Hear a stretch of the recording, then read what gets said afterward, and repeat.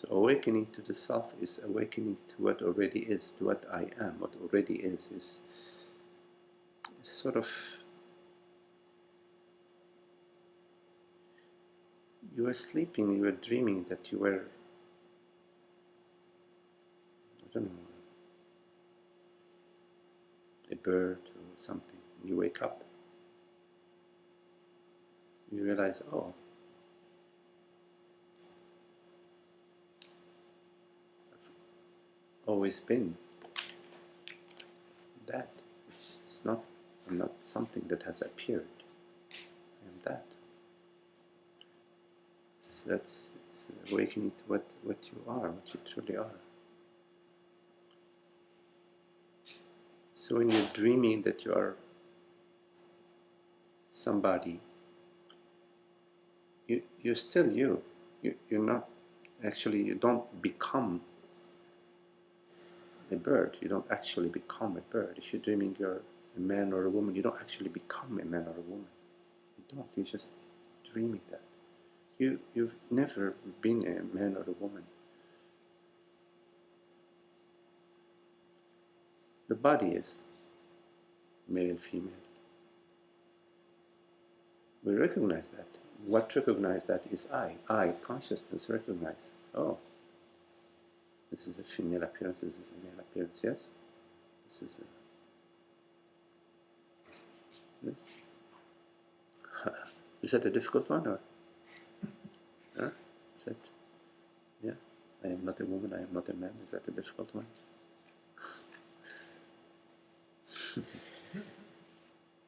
Ask yourself what perceives. Is what perceives, is that female? Don't think, oh, it's me who perceives and therefore I'm a woman, so therefore it's a female that's perceiving. Look at the perception right now. This perception, is it like a female or a male perception?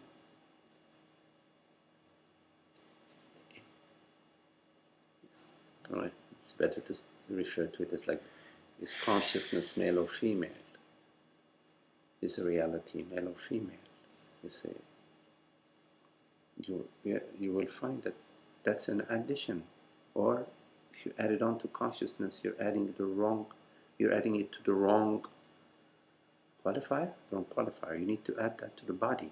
You need to say, yeah, the body is male, female. But if you say, I am a male or I am a female, then you are assuming that you are a body.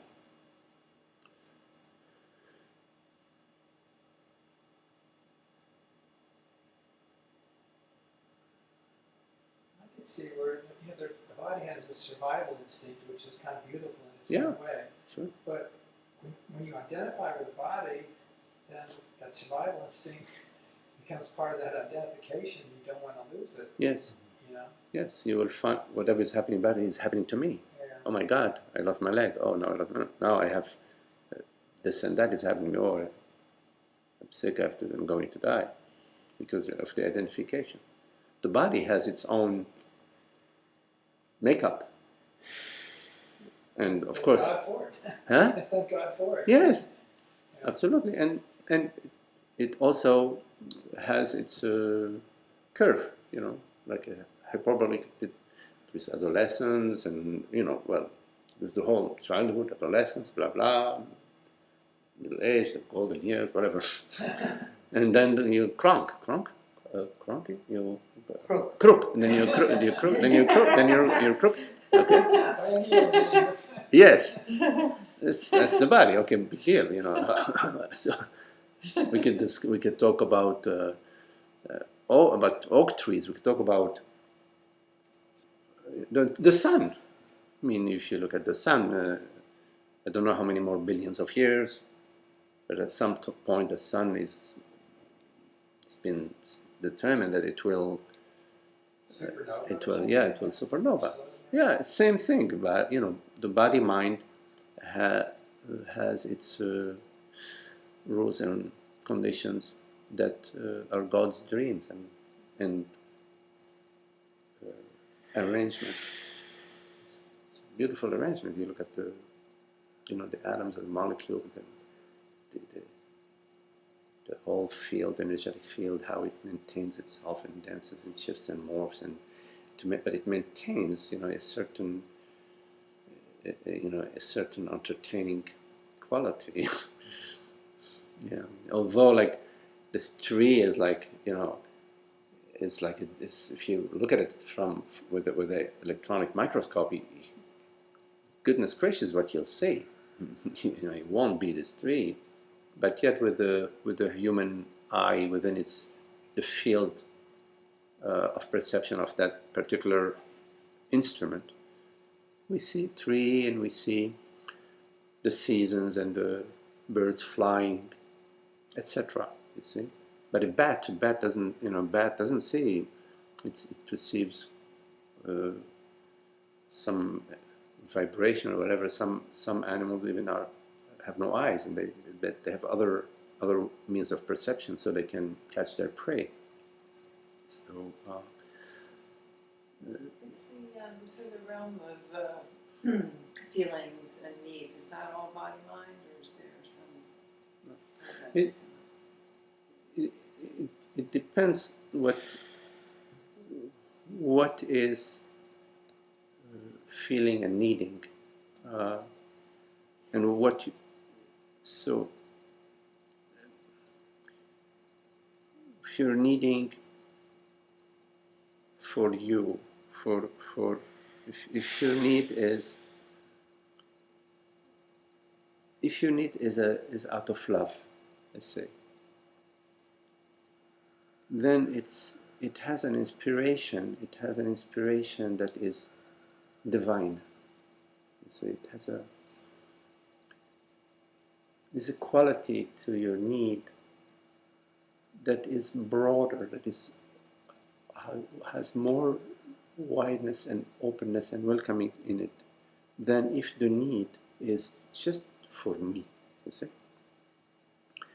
And usually the needs that are personal needs, they don't come out of love.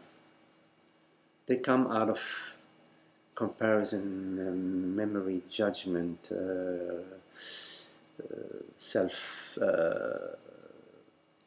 wanting to improve myself, personal worth, or something like that. There's a whole realm of causes that are at the personal level. I mean, they start from me. I'm this person, and I need something in order to. You see, it's different from love. Love, in a way, has an unconditional quality to it. It's like I love to paint. You'll find every moment that you have that's free, you want to take the paintbrush and so on, you want to paint. You might spend 3 hours. Somebody tells you, oh my God, I've been calling you for about 3 hours, you haven't answered the phone. You say, 3 hours? I thought it was 20 minutes, you see, because there isn't a mind. There's heart and not mind. So the needs, you have to pass them through God. You take your personal needs and you offer them to God. Meaning, you say, God, I need whatever it is, I give that need to you. It's different from telling God, I have this need, give it to me. It's a little bit of a different conversation, When you light the candle, you say, God, I'm giving you this need. You don't say, God, let me whisper to you my need, you see. So, the key thing about personal desire is that it's unhappy. It doesn't take you to the happiness. It starts from unhappiness. It starts from something that I'm missing, or something that I need to have, or something that will bring me happiness. So it doesn't start from the happiness. It starts from something is missing. So it starts from an unhappiness, and it's trying to seek happiness through a certain need. And so we get active to do that. And in fact, for most of us, when we achieve our need, our object of our desire, when we attain the object of our desire, we feel happy. We say, oh God, I'm happy I got what I wanted, you know, if it was a relationship or if it was some object, if it was something in the work, the job, or whatever, you know, you're happy because you got it. And at that moment, it's very clear for you that, you know, it worked, you see.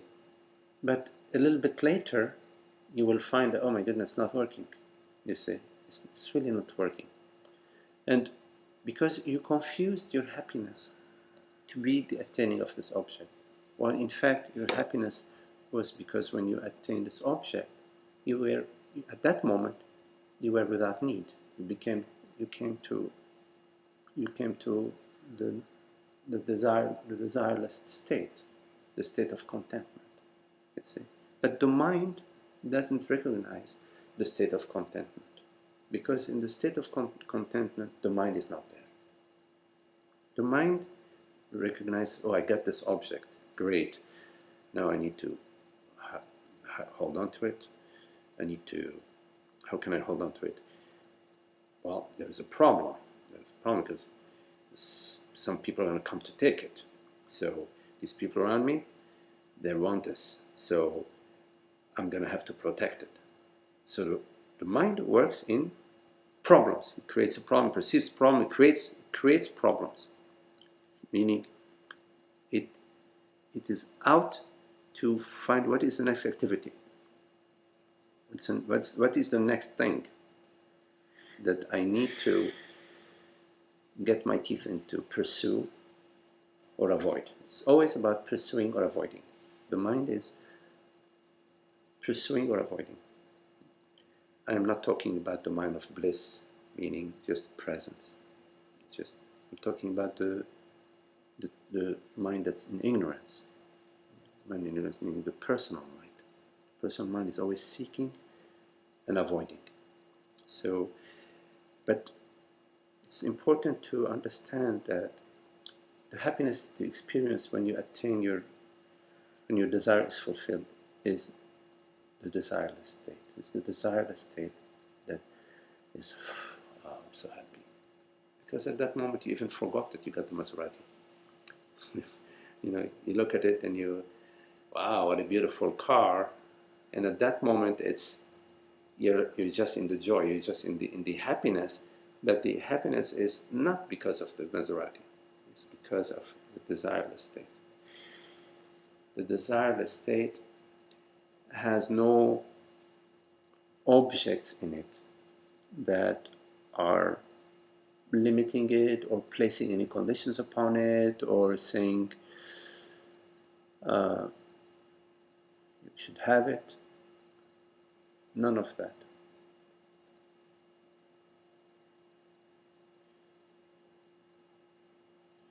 Personal desires always refer to a person, meaning me, meaning consciousness separating itself, identifying with a form, and then this form is perceiving an external world and is scanning and is looking at, okay, what's moving, what is moving, you know, what's glittering, oh that's glittering, you know, there's glitter, you know. And so and then it moves, you see.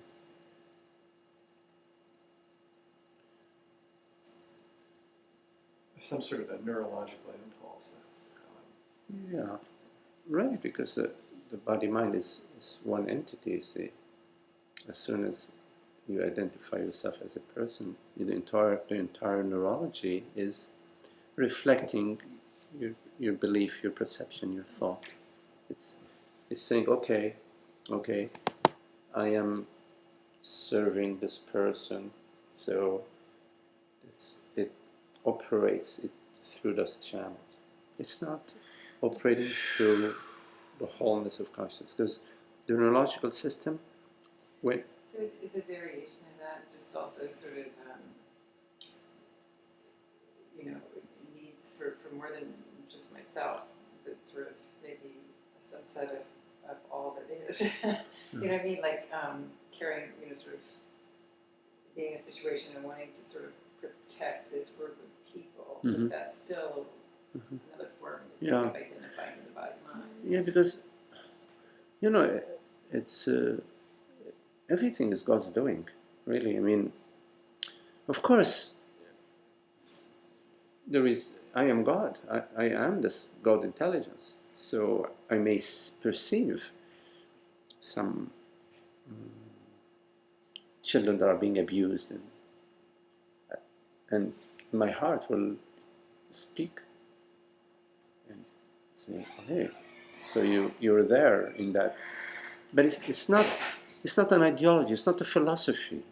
It's at that moment. It's an instantaneous response to an arising, and it may arise for you, some sort of sense to help, let's say, the homeless in your village, for example. That may arise for you,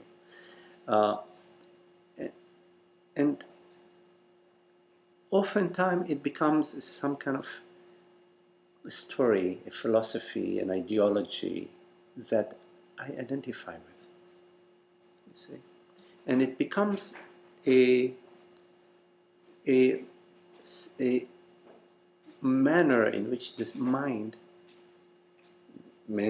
is active now. I have a holy purpose, you see. And this is a high purpose. It's good, I'm, etc.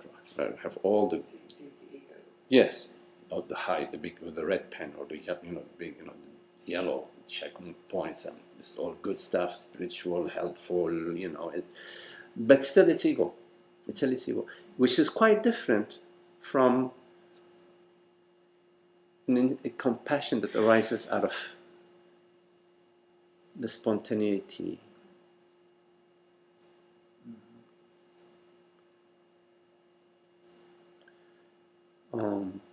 In the Bhagavad Gita, I think it was, when who can help me? Was it Arjuna, and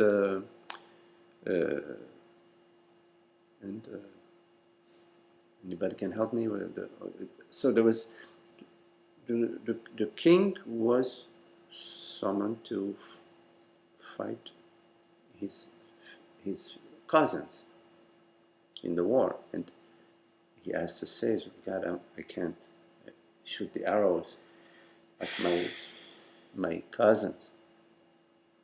Yeah, but the sage tell him, "This is your duty now. You are the general of this, and they are the opposition. It's your duty. You have to fulfill your duty to enter in battle." And so, they are my family.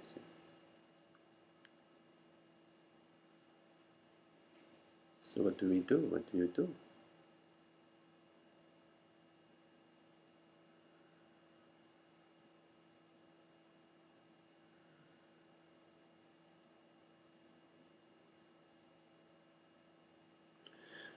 So what we are is not immortal.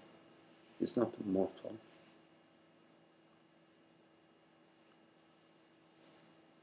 We think that Hitler was a bad guy. He killed a lot of people. But that's not true.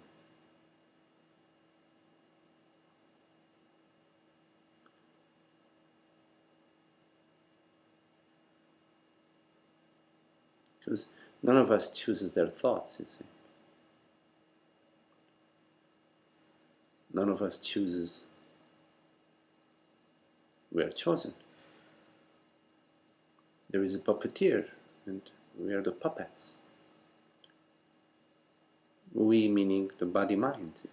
The puppet is the puppet of the puppeteer being consciousness. So all the self-blame or blaming others that you do makes no sense when it is the puppeteer that is pulling the strings. Now this does not mean that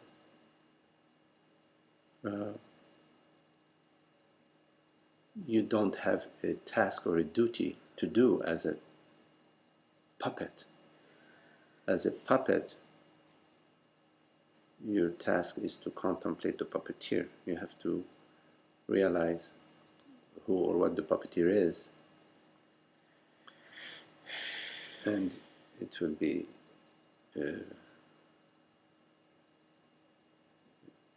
quite a revelation to realize that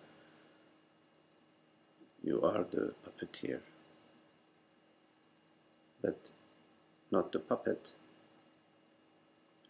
And yet you are all the puppets because you create the entire show. So there aren't good causes and bad causes from the point of view of consciousness. There are good causes and bad causes from the point of view of mind. But the mind is limited. What does the mind know?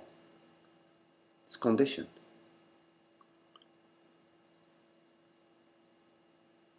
The mind's vision is very limited. It's in time and space. It does not have the vision of the infinite. It does not. It only perceives locally. It perceives out of thoughts and sensations, and acts out of thoughts and sensations. And so its actions are obtuse. You think you are helping the poor and the needy. That's such an obtuse point of view, because the homeless and the needy, they need to be homeless and needy. That's their path. You see, it's their path. This does not mean that you may not, out of your own heart, offer somebody your sandwich or give him $5, whatever. But this belief that there is a problem with those people, that's ignorance. Because you are believing that there are separate consciousnesses. And in fact there isn't. All what appears in your waking dream has only one purpose, which is to return you to the source, to return you home, to return you to your the revelation of what you are, to sort of remind you or bringing you to the understanding of what you are. And it may include homelessness, it may include getting killed. Because if it's meant for you now to get killed, meaning for this body-mind to be killed, that's the most appropriate thing that may happen. And so you have to sort of go full on with it, because that's the next step for you in your journey. Because the journey is a journey towards eternity, from the finite to the infinite. But if you hold on to the finite, you're blocking your path towards the infinite.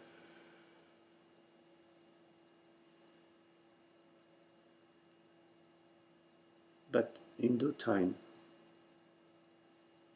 the identification will relax as you are contemplating the truth.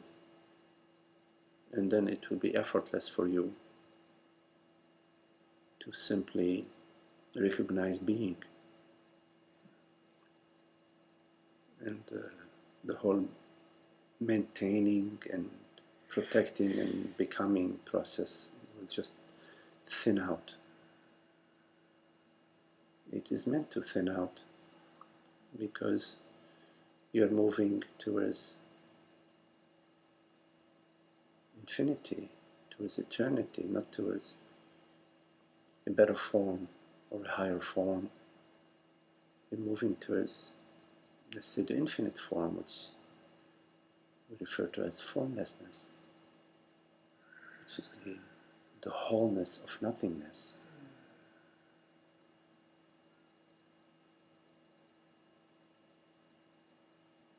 This is the meaning of your manifestation right now, is to understand what is being shared and to contemplate what is being shared and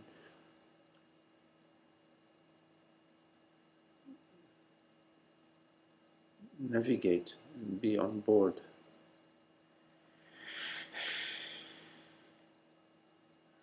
Because you are here, you're hearing these words. They're meant for you. And your questions are meant to be asked. This is your contemplation. This is a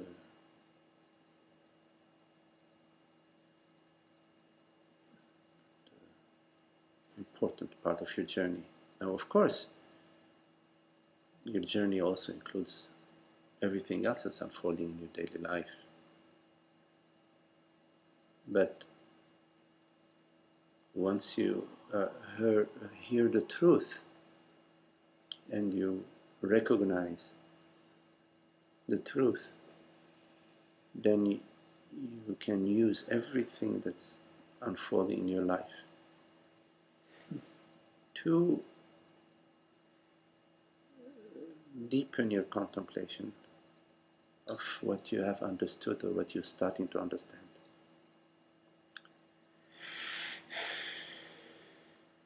You refer everything to your understanding, your highest understanding, not your lowest understanding.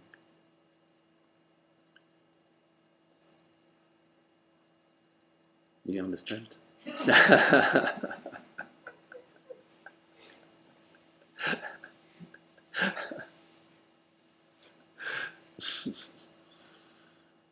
I am you.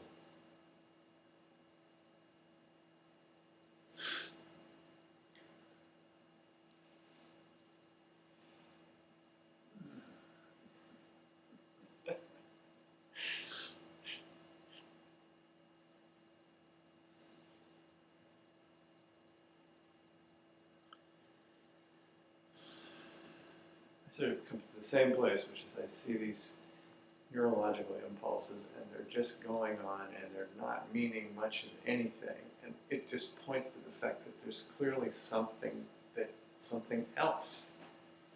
And that's the big opening. Yes. There's something else. Absolutely. That's just going in its own absurdity, just vibrating along. Yes. These, as I say, needs, desires, the neurological impulses, thinking it's getting something, as you say, watching and see what's flashing and so forth. Then I gradually get the realization, and it clearly becomes that there's obviously something else, and that is where the revelation has to go. It's just so clear. Right. So there's something else that's aware of the thought, there's something else. Well, there's something else that that you're getting this sort of sense of, or that you're referring to, is that awareness. So it's awareness, being aware of itself, is something else. It's not the mind that's saying something else, because the mind says there are all these vibrations, all these impressions, all these perceptions, all these desires, all these sensations. But this inkling that there is something beyond all of that, there is something else, that inkling comes from consciousness. So it is consciousness that's saying, hey, I'm here. And what recognizes that is not the mind. It is consciousness that's recognizing itself. There's a confusion sometimes where we say, okay, well, what is it that's recognizing consciousness? See, and we imagine that there is something else that's recognizing consciousness. Consciousness is the ultimate reality. What ultimately, the ultimate perceiver, the ultimate knower, what ultimately perceives right now. This perception may be a dream, but will ultimately perceive whatever it's perceiving. That's ultimate reality. And the only thing that can know consciousness, that can get a sense of consciousness, that can feel consciousness, that can vibrate with consciousness, that can breathe consciousness, is consciousness. The minute cannot know the minute, the infinite. The limited cannot know the limitless. What is known cannot know. So the question is, what is it? There is something that is perceiving that there is something else. That something that is perceiving that there is something else is itself. It's consciousness itself that is now starting to glitter with its own self-knowingness. This is why it's referred, the entire spiritual journey is referred to as self-exploration, self-knowing, self-inquiry.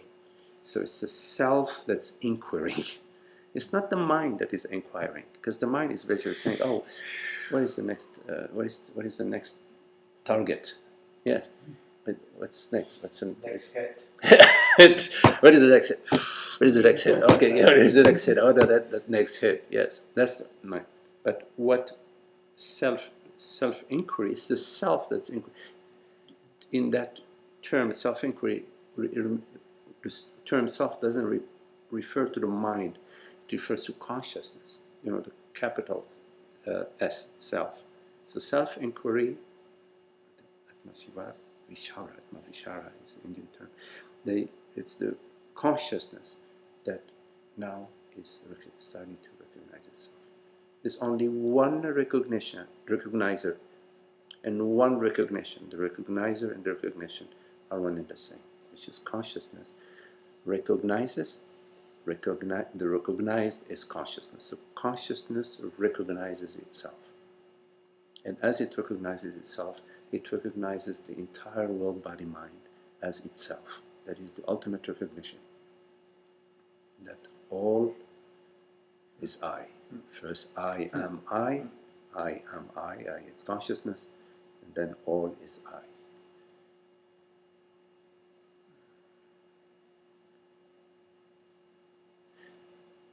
You see, you have to be careful, Bo, in that in thinking it is always conditioned.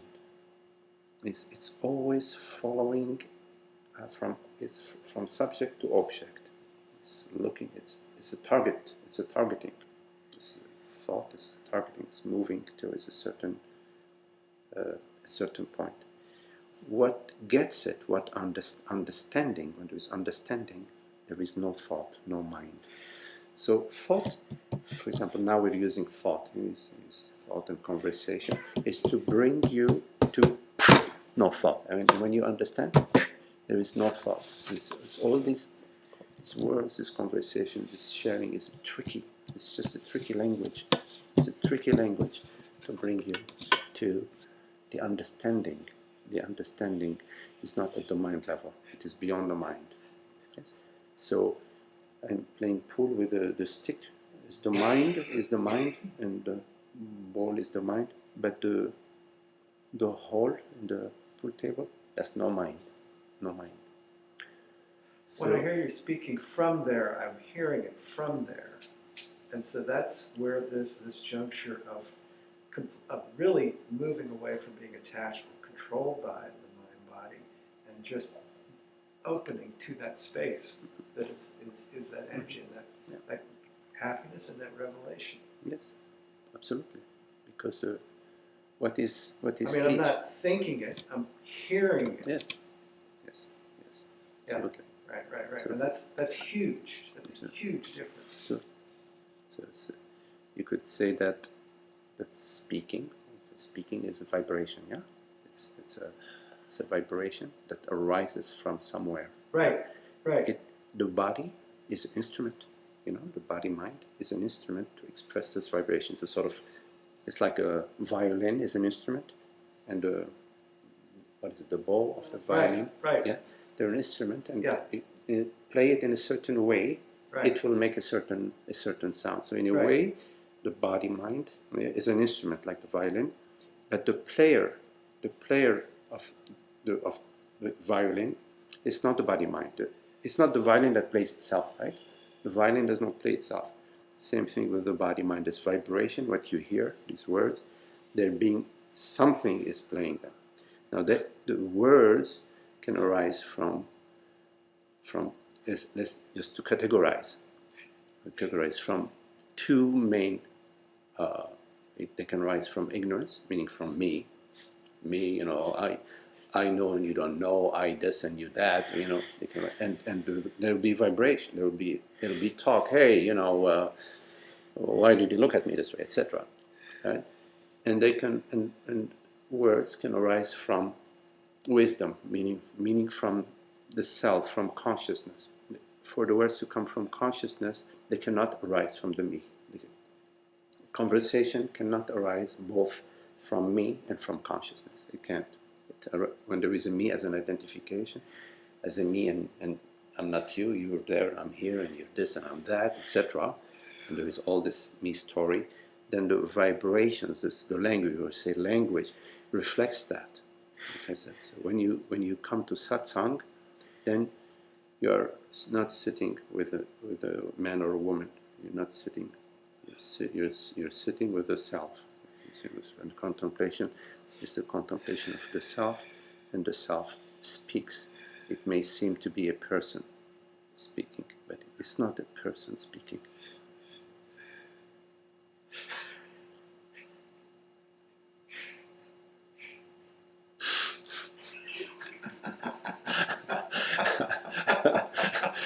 You came to the satsang, I don't know what to say, I said, okay, it's Saturday today, so it's Saturday, you came, okay, so. You're talking very directly to it, right? Okay. I don't know, what time? Is it time, or do we still have a? 5:25. Yeah, okay.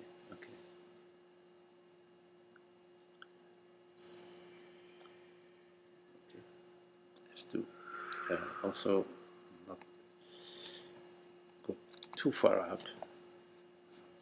Go ahead.